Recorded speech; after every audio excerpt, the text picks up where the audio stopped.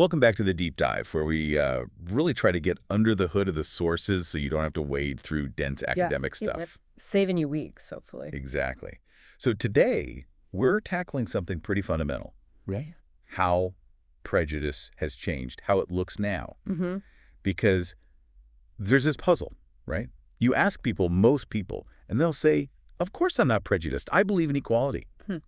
They genuinely seem to mean it. They often do on a conscious level. But then, Yeah. well, you still see prejudiced attitudes. You definitely still see discriminatory behavior. It's measurable. It has real impact. So what gives? Why the gap? That gap, that disconnect, honestly, it's probably the central question social psychology has been wrestling with for, 50 years now? Maybe more. Wow. Okay. And we're moving past the really obvious stuff, the, clan hoods and explicit slurs kind of prejudice.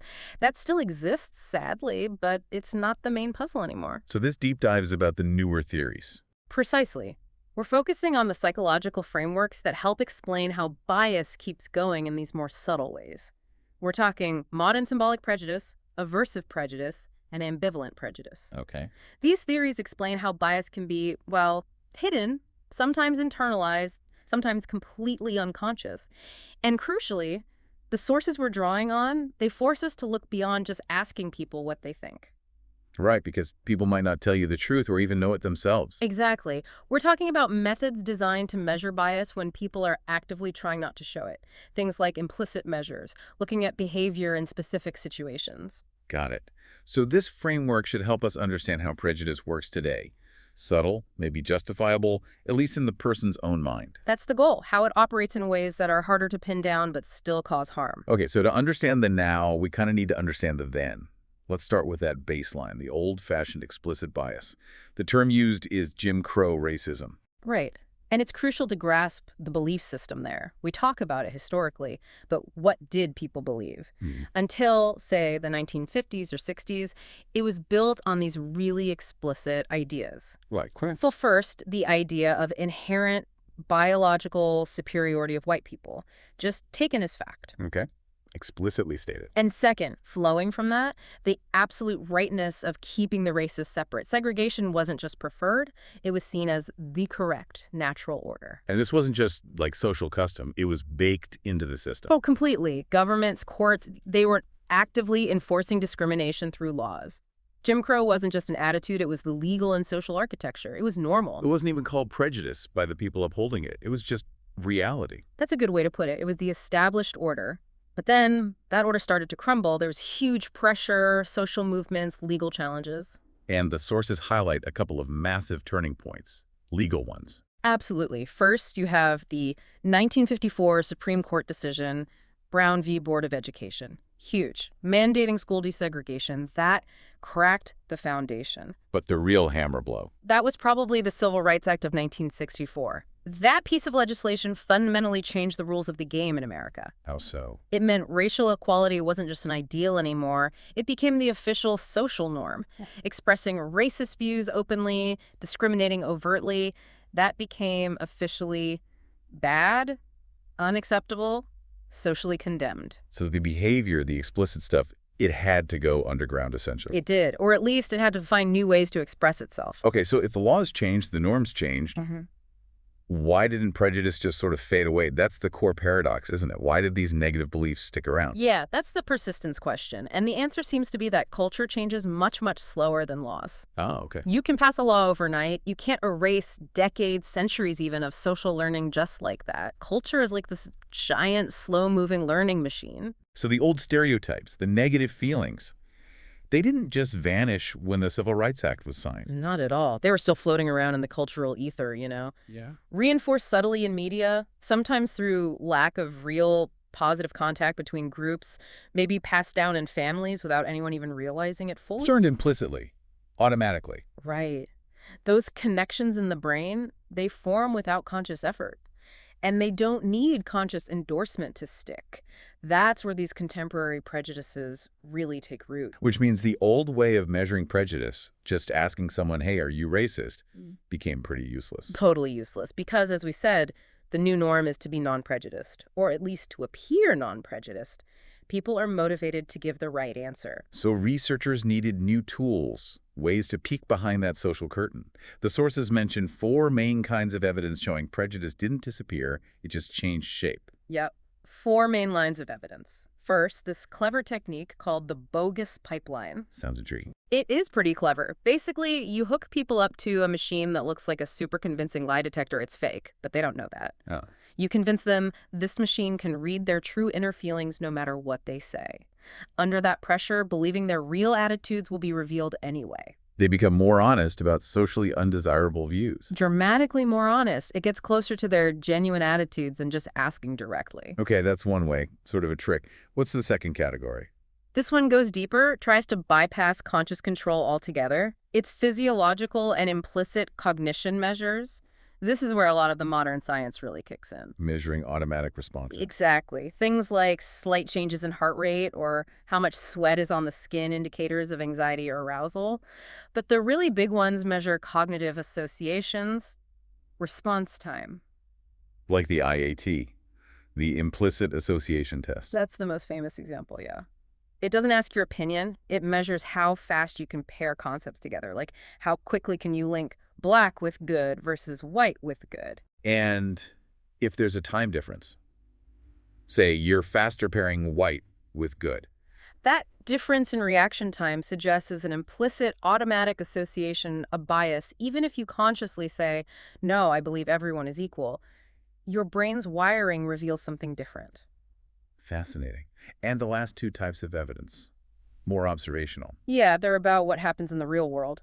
Third is assessing actual behavior, looking for patterns of discrimination, especially in situations where the person doing it can find some other excuse, some non-racial reason for their actions. There's justification factor again. Always lurking. And finally, number 4, perhaps the most powerful evidence, the consistent, ongoing reported experiences of minority group members. People saying, this is happening to me. Day in, day out, in getting jobs, finding housing, in education, just walking down the street. When you have vast numbers of people reporting similar experiences of discrimination, that's compelling evidence the problem persists. Okay, so these measurement techniques really help define what contemporary prejudice is. The sources boil it down to 3 key propositions. Right. Let's recap those because they're foundational. 1, social norms genuinely have changed towards equality. That's real. Yeah.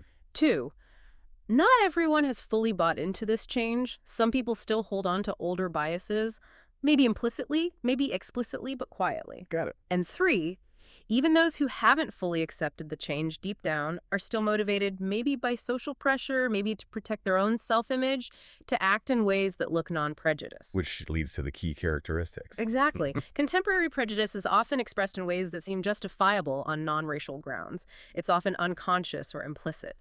And it can absolutely coexist with remnants of old-fashioned prejudice, even within the same person. It's slippery. Okay, this concept of implicit prejudice seems absolutely central. You're saying it underlies all 3 of the main contemporary theories we're going to unpack: modern-symbolic, aversive, and ambivalent. It's definitely a foundational concept, yes. The idea that bias can operate automatically beneath conscious awareness is key to understanding why prejudice persists despite conscious efforts, to be fair. So let's define it clearly. Implicit prejudices are what? Attitudes and stereotypes. Yes, attitudes and stereotypes that get activated in your memory automatically, like a reflex. The key is without conscious thought about the meaning or endorsement of that stereotype. So it's like you see a face, and your brain instantly pulls up an associated feeling or idea, whether you want it to or not. Precisely. It's like muscle memory for social judgments. If you've been swimming in a culture that constantly pairs a certain group with negativity, your brain builds that fast connection. It fires automatically. And because it's automatic, it's hard to control. Very difficult to control through sheer willpower. It happens before your conscious mind can really intervene. And that's why you can't measure it well by just asking people. They might not even be aware it's happening. Which is where those implicit measures like the IAT come in. Exactly. They try to tap into that automatic processing speed. And these implicit biases can then lead to unintended reactions. Unintended and often unwanted emotional responses, like a flash of anxiety, maybe discomfort, a quick negative gut feeling when you encounter someone from that group, and sometimes subtle unintended behaviors too. Okay, so that's implicit. Automatic, hard to control, not always conscious. How does that contrast with explicit prejudice? Explicit prejudice is the stuff you can consciously access and control. These are the stereotypes and attitudes you can deliberately pull out of your memory. The things you're willing to say you believe. Yes, the beliefs you'd report on a survey, the opinions you discuss, the views you consciously endorse and are willing to stand by. So explicit prejudice leads to intentional behavior. If someone holds an explicit negative stereotype and acts on it, they mean to. Generally, yes, it reflects beliefs they personally endorse. Implicit prejudice, though, that can cause behavior that clashes completely with someone's stated values. They might genuinely believe in equality, but still show subtle biases in their nonverbal behavior or quick judgments because of those automatic associations. That internal conflict, Yeah. that seems like the breeding ground for a lot of the complexity in modern bias. Managing that difference between what you believe and what your brain does automatically. That's a perfect way to put it. Managing that conflict is central to understanding the theories that follow. All right, let's dive into the first of those major theories, modern-symbolic prejudice, MSP. Where did this idea come from? There was some kind of observation back in the 70s? Yeah, social scientists noticed something really striking, kind of a contradiction, in how many white Americans were talking about race. What was it?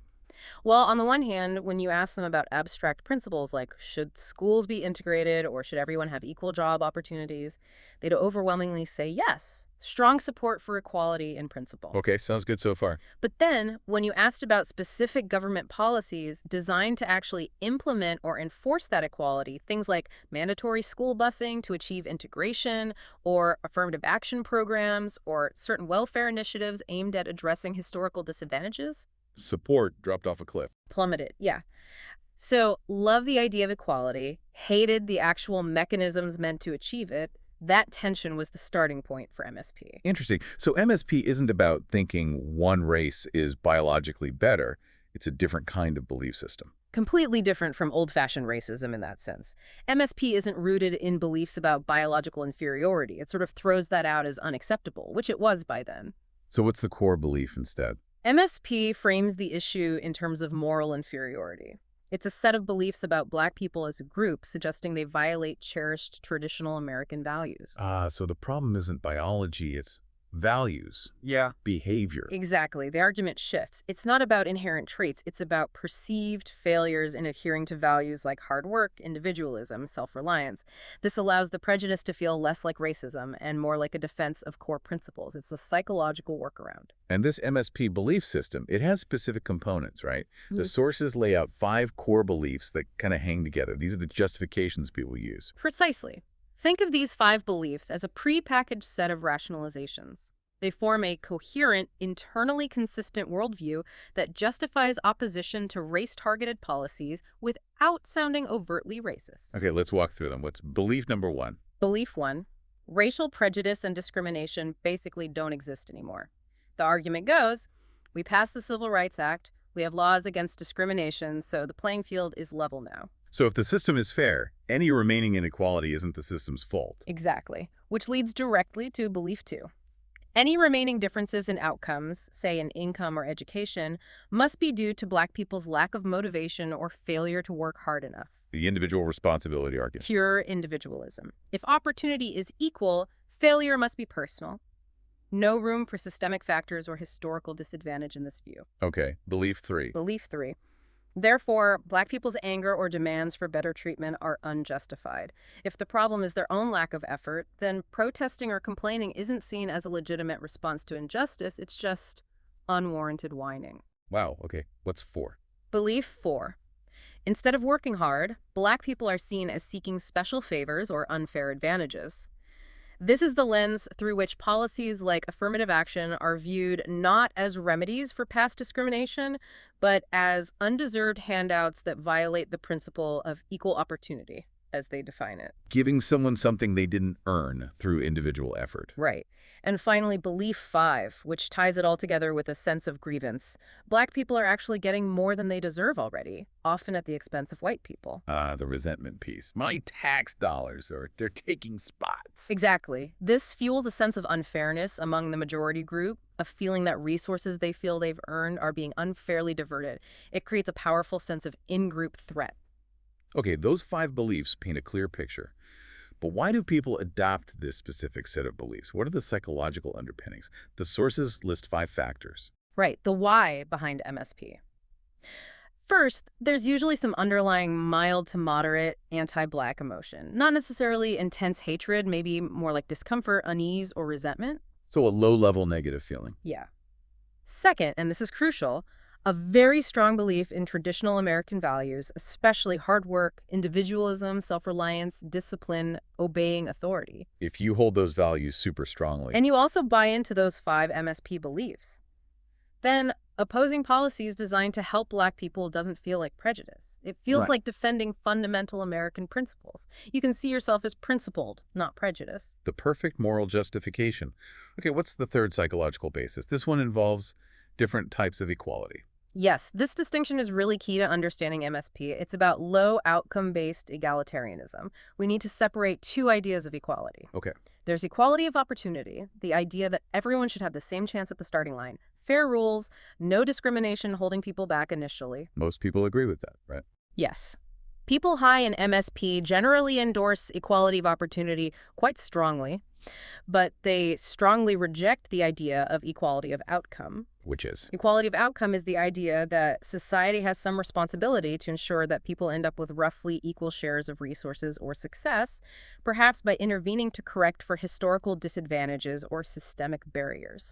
So they support the fair race, but not any effort to help those who started way behind or are facing ongoing hurdles. Exactly. They can say, I believe in equality, and mean it, but they're defining equality only as opportunity, not outcome. This allows them to oppose things like wealth redistribution or affirmative action while still feeling they are upholding an egalitarian principle. It's a very specific and convenient definition. A psychological loophole, like you said?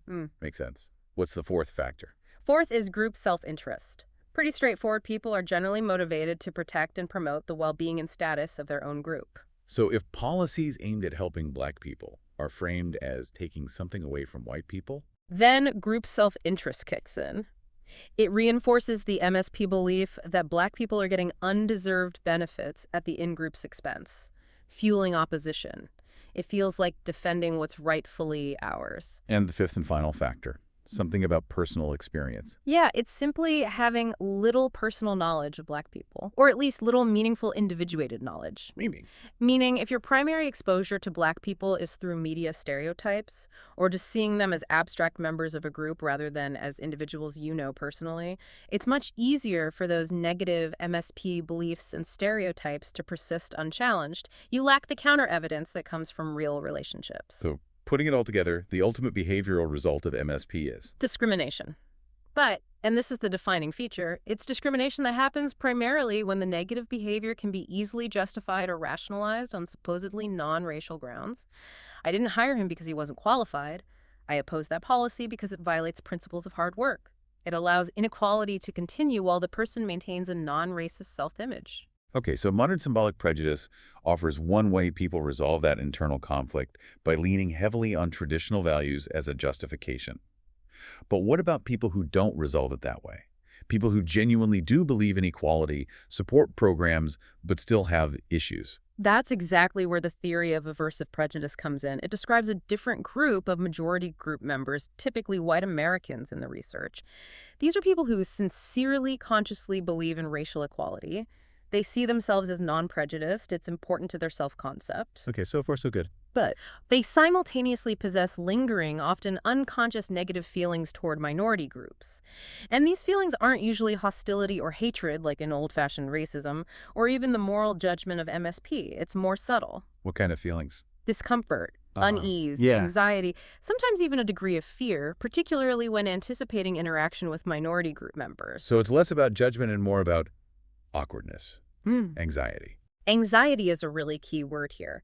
And because contact creates this anxiety, their primary coping mechanism is avoidance. Just stay away. Try to ignore their existence if possible. Don't make eye contact, cross the street, choose a different checkout line. Avoid situations where interaction is likely. And if they can't avoid interaction? Then the behavior becomes very controlled.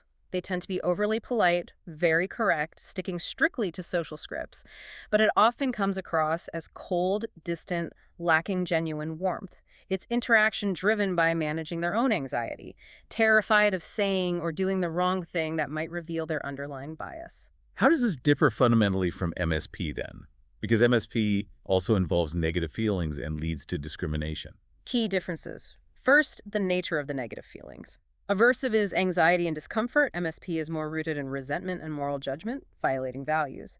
Second, and crucially, their explicit beliefs are different. Oh, so? People high in aversive prejudice actively reject the core beliefs of MSP. They don't think Black people lack motivation. They don't think discrimination is over. In fact, they typically support equality-enhancing social programs. So they're not using traditional values as a shield. Their conflict is more internal. Much more internal. They genuinely hold egalitarian values. Being non-prejudiced is important to who they think they are. But those values clash directly with the implicit negative feelings, the anxiety, the discomfort learned from the culture. So the psychological driver isn't defending values, it's managing the anxiety caused by that clash, that internal war, like you said earlier. Exactly. The core conflict is between holding two incompatible things simultaneously. One, the implicit negative associations and feelings, and two, a genuine personal belief in fairness, justice, and equality. And this leads to inconsistent behavior. Highly inconsistent, because their behavior is driven by trying to resolve or avoid that conflict in the moment. Sometimes they might act in ways that support equality, other times they might discriminate, depending entirely on the situation. Which brings us back, again, to the justification factor. It seems inescapable in contemporary prejudice. How does it work with aversive prejudice? It's absolutely crucial here too, but it serves a slightly different purpose than an MSP. For the person with aversive prejudice, the justification isn't primarily to defend their values, it's to protect their self-image as a non-prejudiced person. Ah, okay. So they need an excuse. They need a plausible, non-racial excuse. Okay. They will go out of their way not to discriminate if the situation makes the bias obvious. If it's clear that choosing the white candidate over the equally qualified Black candidate would look racist, they likely won't do it. That would cause too much conflict with their self-image. A bit if there's ambiguity. But if the situation provides ambiguity, if there's any factor they can point to that's not race, they might seize on that factor to justify a negative or exclusionary action. That non-racial reason acts as a shield for their conscience. Oh, I didn't avoid him because he's Black. I avoided him because I was in a hurry. So the discrimination slips through the cracks of ambiguity. Let's talk specific examples from the research. That hiring study with mixed qualifications seems classic. It really illustrates the point perfectly. So researchers give participants information about job candidates to recommend for hiring. Sometimes the candidates are clearly strong or clearly weak across the board. And in those clear cases, When qualifications are clear-cut, people high in aversive prejudice tend not to discriminate based on race. They recommend the strong candidate, reject the weak one, regardless of race. Discrimination would be too obvious. but then they introduce the ambiguity. Exactly. They create candidate profiles with mixed qualifications. Say, a candidate has a great academic record but one mediocre reference, or strong experience but maybe interviewed slightly awkwardly, both strong points and weak points. Okay. In that ambiguous situation, when evaluating a Black candidate versus a white candidate with similarly mixed profiles, people high in aversive prejudice become significantly more likely to recommend the white candidate. Why? What's the mechanism? Because the ambiguity gives them the out. They can latch on to the negative piece of information for the Black candidate, the mediocre reference, the awkward interview moment, and use that as the justification for not recommending them. They can tell themselves, it wasn't race, it was that specific weakness. They might overweight that weakness compared to how they'd treat it for the white candidate. So the ambiguity allows the negative feeling, the discomfort, or unease to influence the decision, but under a non-racial cover story. Precisely. It protects their self-image. I made a careful decision based on qualifications. This justification need also explains other behaviors, right? Like being too nice. Yes. The phenomenon of overly positive behavior. Sometimes the fear of appearing prejudiced leads people with aversive prejudice to bend over backwards in the other direction. Like the teacher example. Yeah, you might see white teachers giving more positive feedback, maybe even inflated grades, to minority students compared to white students for work of the same actual quality. Which seems helpful on the surface. But it's often driven by the teacher's anxiety about bias, not necessarily an accurate assessment. And it can actually harm the student in the long run if they don't get the honest feedback they need to improve. Plus, the student might sense the insincerity. Okay. And one more example, helping behavior. How does justification play out there? Studies find that in simple, low-cost helping situations, people with aversive prejudice often help black and white individuals at roughly similar rates. Again, not helping would look obviously biased. But if helping is difficult, But introduce a cost or inconvenience. Does helping require significant time? Does it involve some personal risk?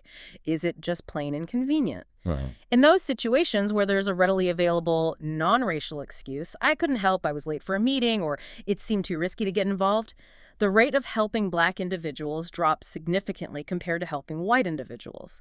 The inconvenience becomes the justification to avoid the potentially anxiety-provoking interaction. wow, okay, so aversive prejudice is this constant battle with anxiety and finding justifications.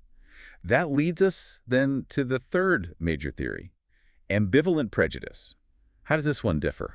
It sounds like it also involves mixed feelings. It absolutely involves mixed feelings, but the mix is different and the source is different. Ambivalent prejudice describes white Americans who, again, have genuinely accepted principles of racial equality. That part's similar. Okay.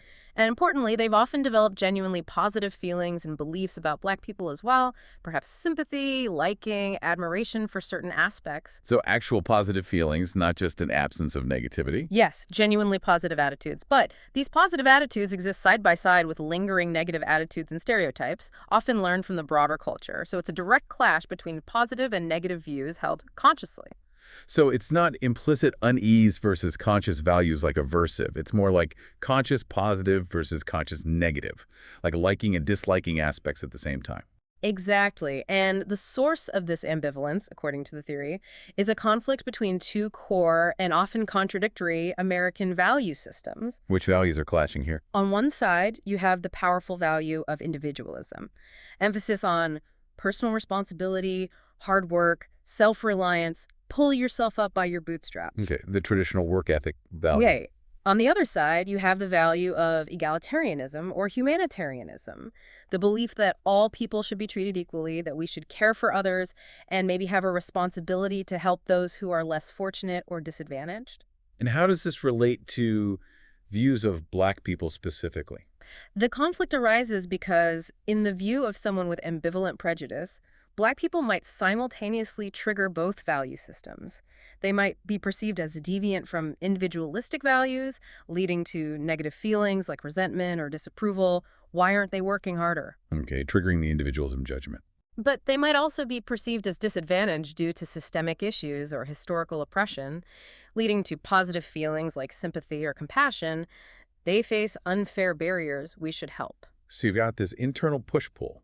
Sympathy versus judgment. Wow, that does sound ambivalent. And emotionally taxing. Extremely. Constantly toggling between seeing someone as needing help and seeing them as somehow failing by individualistic standards. So when does this internal tug of war actually influence how someone behaves? The key trigger is when the person becomes aware of their own inconsistency. When they consciously recognize, wow, I hold both these positive and negative feelings about this group. That creates psychological discomfort, cognitive dissonance. It threatens their self-image. I'm supposed to be consistent, fair. Exactly. It makes them feel hypocritical or unpredictable. And that negative feeling is unpleasant, so they become motivated to reduce it quickly. How do they reduce it? By behaving in a way that makes one of the conflicting values seem much more important or relevant than the other in that specific situation. They basically amplify one side of the ambivalence to temporarily silence the other side and restore a sense of consistency. And that leads to this phenomenon called response amplification. Sounds like extreme reactions. That's exactly what it is. Response amplification is defined as behavior toward a member of a stigmatized group, in this case, often black individuals in the research, that is more extreme, either more positive or more negative than behavior toward a non-stigmatized person in the same situation. So the reaction gets exaggerated. Yes. The direction depends on the situation. If the situation seems to call for a positive or helpful response, maybe interacting with someone clearly portrayed as disadvantaged, the person with ambivalent prejudice might overcompensate by being extremely positive, emphasizing their egalitarian side to reduce the conflict. Overly helpful. Oh. Overly friendly. Could be. Overly positive evaluations, excessive praise. But if the situation seems to highlight something negative, Maybe a minor mistake or a perceived violation of individualistic norms. Then they swing the other way. They might become overly negative, harsher criticism, stronger condemnation than the situation perhaps warrants. They amplify the individualistic side to resolve the internal conflict in that moment. The behavior swings wildly depending on which value feels threatened or needs asserting. Man, that sounds like an emotional roller coaster for everyone involved. Yeah. What's the problem with the overly positive side of that amplification? It seems nice, but you hinted it's problematic. It really is problematic for several reasons. First, it often comes across as patronizing to the person on the receiving end. They can often sense it's not genuine, that it's exaggerated. Okay, feels condescending. Second, if that overly positive behavior includes things like inflated praise or inaccurate positive feedback, especially in work or school settings, it can seriously set the person up for failure down the line. They don't get the real critical feedback needed to actually improve. Denied a chance to grow because someone else is managing their own ambivalence. Precisely. And third, experiencing this kind of amplified, inconsistent behavior can lead the recipient to fundamentally distrust future feedback from that person, or even from members of that group more generally. Is the praise real? Is the criticism fair? Or is it just about their internal issues? It breeds cynicism. That really connects to this final related concept, benevolent prejudice. This sounds like a wolf in sheep's clothing. Positive on the surface, but not. Exactly. Benevolent prejudice refers to beliefs and emotional responses that sound positive, have a superficially warm or complimentary tone, but are actually correlated with negative stereotypes and discriminatory behavior. Like what kind of beliefs? Classic examples often involve viewing a group as, say, warm and nurturing, maybe not very competent, or charming and childlike, needing guidance. The tone is positive, warm, charming, but the underlying message often reinforces stereotypes that keep the group in a subordinate or dependent position. It's prejudice with a smile. Protecting them, but also controlling them. That's often the functional outcome, yes. Keeping them in their place, albeit a supposedly cherished one. And the sources say this benevolent form is particularly tricky, really hard to fight. Why? 3 main reasons. Yes, it's incredibly insidious. Reason 1, it gives the person expressing it moral credentials. They can point to their positive, benevolent beliefs as proof they aren't prejudiced overall. How could I be sexist? I think women are wonderfully nurturing. It deflects accusations of negative bias. A get-out-of-jail-free card for prejudice. Okay. Reason 2. Reason 2. Sometimes the targets of benevolent prejudice might actually buy into it. They might internalize these positive stereotypes, accepting the idea that they need protection or guidance, which reinforces the status quo. Wow. And the third reason it's so tough. Reason 3. It's just really hard to argue against because it sounds nice. If someone says something overtly negative, you can challenge it directly. But if someone expresses a benevolent stereotype, Group X is just so naturally good at Y, we should make sure they stick to that. Challenging it can make you look like the hostile or negative one. You're attacking perceived kindness. It's very difficult to dismantle. So we've walked through these 3 major frameworks: modern-symbolic, using values as justification; aversive, using ambiguity and avoidance driven by anxiety; and ambivalent, with these wild swings driven by conflicting positive and negative views. Yeah, 3 distinct psychological dances around the core issue. And the absolutely crucial thing to remember is that in the real world, in real people, these aren't neat little separate boxes. They overlap, they interact. So someone might show signs of more than one type. Oh, absolutely. Someone might primarily operate with aversive prejudice, feeling that anxiety and avoiding contact. But if forced into a situation where they have to make a negative judgment, they might suddenly reach for the justifications common in modern symbolic prejudice to explain their decision. Or the ambivalence might fuel the initial anxiety. It's all interconnected. It's messy, just like real psychology. But looking at them together helps explain some of the contradictions we see, why someone might support an equality policy on Monday but make a biased hiring decision on Tuesday. The underlying mechanisms, the need for justification, the management of internal conflict are the common threads. So if there's a big takeaway from all 3, it's that modern prejudice often isn't about active hate necessarily. Less about conscious malice and more about maintaining psychological comfort. It's about finding ways to preserve a positive self-image, I'm a good, fair person, while simultaneously, perhaps unconsciously, protecting the advantages or familiar social order of one's own group. Fascinating. And a bit depressing. So, if that's the landscape of contemporary prejudice, what do the sources say about the flip side? What does a truly unprejudiced person look like psychologically? Are there common traits? Yeah, the research does offer a profile based on looking at people who consistently score low on prejudice measures and demonstrate fair behavior. It's not just the absence of bias, it's the presence of certain positive orientations. Like what? Well, first, they tend to show high acceptance of both equality of opportunity and equality of outcome. They accept both parts of that egalitarianism coin. Exactly. They recognize that just having fair rules at the start isn't enough if the starting points are wildly different due to history or ongoing systems.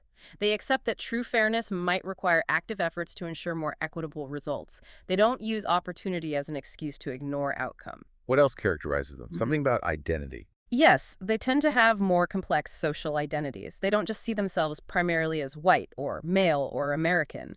They see themselves as members of many different groups simultaneously based on hobbies, profession, family roles, interests, etc. And how does that help? That complexity seems to make it harder to rigidly categorize the world into a simple us versus them. There's more overlap, more shared identity across different kinds of groups. They also tend to focus more on similarities between people across group lines. Seeing common ground first. Right. And when they do see differences, they're more likely to view them as enriching or interesting rather than threatening or defining. And the ultimate marker. You mentioned something about compassion earlier. The defining characteristic seems to be a very broad scope of moral inclusion, Meaning? meaning they draw the circle of us, the group of people who deserve fairness, empathy, justice, and consideration very, very widely. They resist the tendency to define certain groups as other and therefore less deserving of moral concern. Their default is inclusion, not exclusion. So it's a fundamental orientation towards seeing shared humanity. That seems to be the core of it. Less focus on managing internal conflict and more on a genuine, broad embrace of human equality and connection. Okay, so we've learned today that prejudice is incredibly adaptable. It morphed from overt hostility into these subtle, justifiable, often unconscious forms to survive in a world that officially condemns it. It finds ways to persist by allowing people to maintain that psychological comfort, that feeling of being fair, even when their actions might perpetuate inequality. The need for a cover story, a justification, is paramount. Recognizing that need for justification. That seems like the first step to seeing it in action. It really is. If you understand the mechanism, the search for a non-racial excuse, you can start to question those excuses more critically. Which leads us to our final thought for you, the listener. Building on everything we've unpacked today, modern symbolic, aversive, ambivalent prejudice, all relying heavily on that justification factor. That need for a non-racial reason. Think about your own life, your own decisions. In everyday situations, hiring someone, deciding who to help, choosing who to socialize with, evaluating performance, what are the common, seemingly neutral reasons we give ourselves, or hear from others, for making a choice that might disadvantage someone from another group? Reasons like not a good fit, lacked experience, didn't seem confident. It was just inconvenient timing, their qualifications were mixed. How often might those perfectly reasonable-sounding justifications be serving as the cover story that allows subtle bias to operate while keeping our non-prejudiced self-image intact? Recognizing the mechanism of justification. How does that change how you look at everyday decisions, yours and others? Something to definitely mull over. The real challenge isn't always fighting obvious hate. Sometimes it's recognizing the subtle ways we convince ourselves we're being fair.